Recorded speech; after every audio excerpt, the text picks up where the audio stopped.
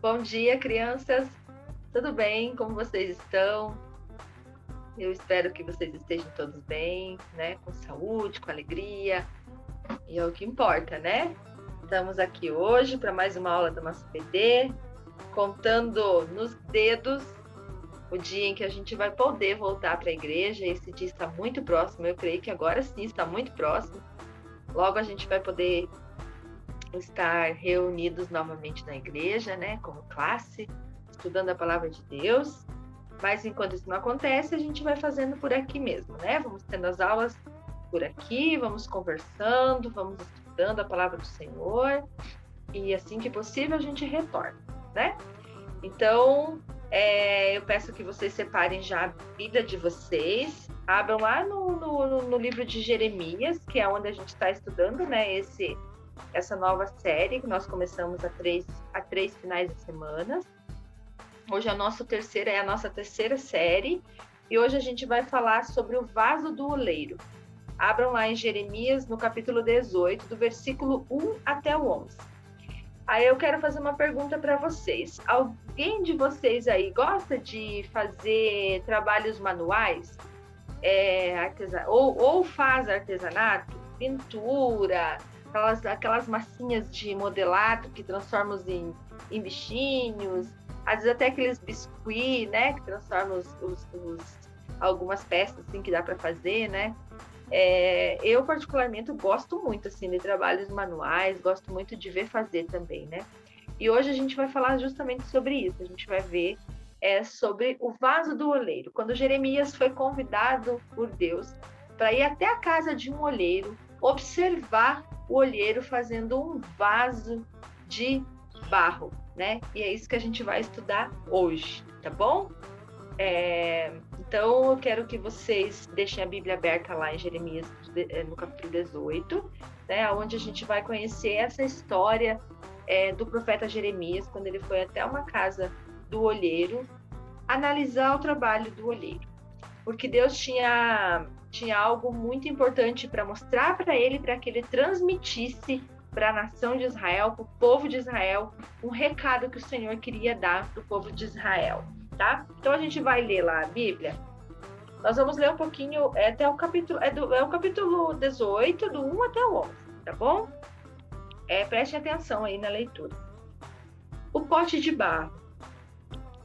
O Senhor Deus me disse: desça até a casa onde fazem potes de barro, e lá eu lhes darei a minha mensagem. Então eu fui e encontrei o olheiro trabalhando com um barro, onde a roda de madeira, com o barro sobre a roda de madeira. Quando o pote que o olheiro estava fazendo não ficava bom, ele pegava o barro e fazia outro, né? Ele pegava o barro, amassava aquele barro e começava tudo de novo e fazia outro, conforme ele queria. Aí Deus falou o seguinte para Jeremias: será que eu não posso fazer com o povo de Israel o mesmo que o oleiro faz com o barro? Vocês estão nas minhas mãos, assim como o barro está nas mãos do oleiro. Sou eu, o Senhor, quem está falando. Em qualquer momento posso dizer que vou arrancar, derrubar ou destruir qualquer nação ou reino. Mas se essa nação ou se esse reino abandonar a sua maldade, então eu mudarei de ideia a respeito daquilo que tinha prometido fazer. Mas eu também posso dizer que vou fundar ou construir qualquer nação ou reino. Mas se essa nação fizer o que é mal e não obedecer, então eu mudarei de ideia a respeito daquilo que eu tinha prometido fazer. Portanto, Jeremias, diga ao povo de Judá e aos moradores de Jerusalém que estou fazendo planos contra eles e me preparando para castigá-lo. Diga que deixem de fazer o que é mal e que melhorem a sua maneira de viver e de agir. Daí no versículo 12 ainda diz o seguinte: eles vão responder: não adianta, nós vamos seguir os nossos planos. Todos nós vamos agir de acordo com a nossa teimosia e a maldade do nosso coração. Então, o que Deus quis ensinar para Jeremias quando ele foi mandado à casa do oleiro? Vocês já viram na internet um olheiro fazendo um vaso de cerâmica. Ele pega o barro, né, coloca naquela tábua de madeira, gira ela e vai moldando conforme ele quer. Ele diminui, ele aumenta, né? Se o vaso está meio torto, ele amassa de novo, começa tudo de novo. E é assim que Deus molda a nossa vida também. Ele molda a gente conforme a vontade dele, conforme ele quer, né? Da maneira dele. Nós somos um barro na mão do olheiro, que é o Senhor, certo? Agora, qual era o recado que Deus tinha para o povo? Ele falou para Jeremias assim: tá vendo esse olheiro? Ele faz com o barro o que ele quer. Assim eu também faço com o povo o que eu quero. Se eu quero edificar uma nação e fazer surgir uma nação, eu faço. Mas se essa nação me desobedece, peca contra mim, eu também posso destruí-la, né?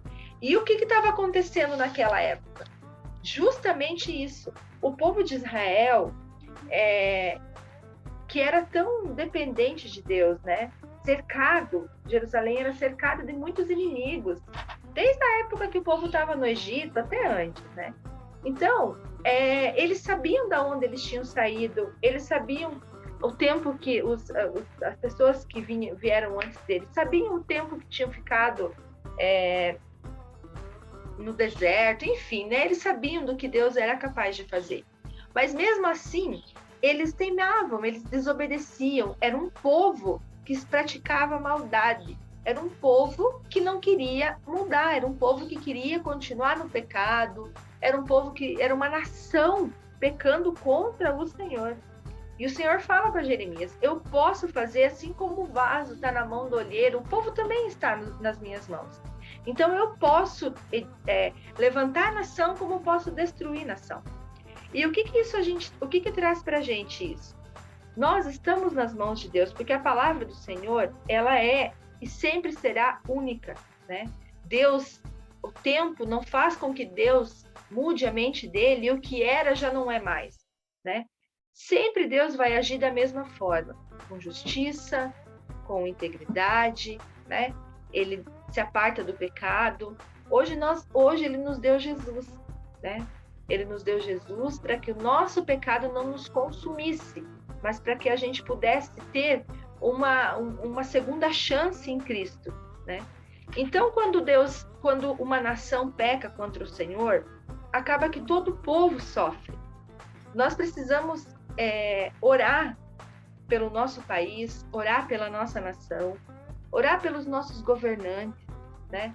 Orar pelas pessoas que estão na direção da nossa nação, para que esses levem a nação a adorar o Senhor, para que se apartem do pecado, para que se apartem da corrupção, dos seus maus caminhos, para que levem o povo a adorar o Senhor, né? Que aprovem aprovem leis que sejam justas, que sejam para o bem do seu povo, né? Então a gente precisa orar pela nossa nação, precisa orar pelo Brasil. Assim como também lá no Antigo Testamento, Jeremias foi portador da voz do povo de Israel, né? Ele falava para o povo: olha, o Senhor me fala, o Senhor me diz, não faça isso, não levante imagens de escultura, não adorem outros deuses, se apartem dos maus caminhos. Mas o povo não ouvia Jeremias. Aqui no finalzinho diz assim que Deus até falou, né? Que ele até falou: mas eles não vão me responder. Eles não querem se apartar do pecado, né? Então hoje nós precisamos orar pela nossa nação, pelo povo brasileiro, para que o povo largue os seus maus caminhos, para que os governantes governem um país que sejam justos, que sejam honestos no que fazem, para que levem, que façam, que cumpram o que prometem, né? Para que não enganem a nação. A gente deve orar para que Deus aparte do povo dele aquilo que não vem dele, né? Aquilo que não é dele, aquilo que não vai fazer bem para a nossa nação, que não vai fazer bem para o seu povo, certo? Então, é nesse caminho, é nessa lógica que a gente precisa caminhar. O Senhor precisa estar à frente de toda a nação. O Senhor precisa ser o Deus de toda a nação. O Senhor precisa ser ouvido, precisa ser clamado, precisa ser adorado, para que uma nação seja saudável, para que um povo seja saudável. Talvez você achou estranho que Deus enviou um profeta para observar um olheiro trabalhando. Como ele iria transmitir uma mensagem usando uma cena dessas, né? Deus é soberano. Isso quer dizer que ele determina o curso da história, de tudo que acontece. Ele é quem determina. Assim como um olheiro determina como fazer um vaso. Pode fazer um vaso redondo, pode fazer um vaso comprido, né? Ele determina como ele faz as coisas. Mas o povo de Israel, a quem Jeremias deveria transmitir esta mensagem, era uma nação rebelde, que abandonou os caminhos do Senhor.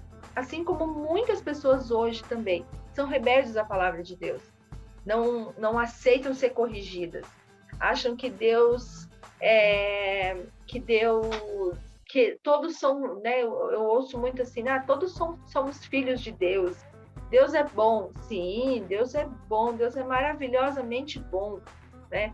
Todos somos criaturas de Deus, somos filhos através de Jesus. Mas Deus também é justiça, né? Ele é justo. Então, ele não muda a palavra dele para agradar o ser humano. Então, se a gente pecou, haverá consequências. Não que Deus quer que a gente sofra. Pelo contrário, ele quer que a gente viva bem. Mas se a gente desobedece, a consequência é a consequência. O pecado gera consequência, né? Abandonar Deus é sempre algo ruim. Sempre é algo terrível. Jeremias alertaria o povo. Mas este povo, infelizmente, não aceitaria a palavra de Deus. Como é hoje em dia também. Muitas pessoas não aceitam a palavra de Deus. E o resultado sempre é a perdição, tanto como era naquela época, quanto como é hoje também. Nunca o pecado é algo bom ou algo aceitável. Sempre terá consequências danosas, ou seja, sempre terá coisas ruins, né?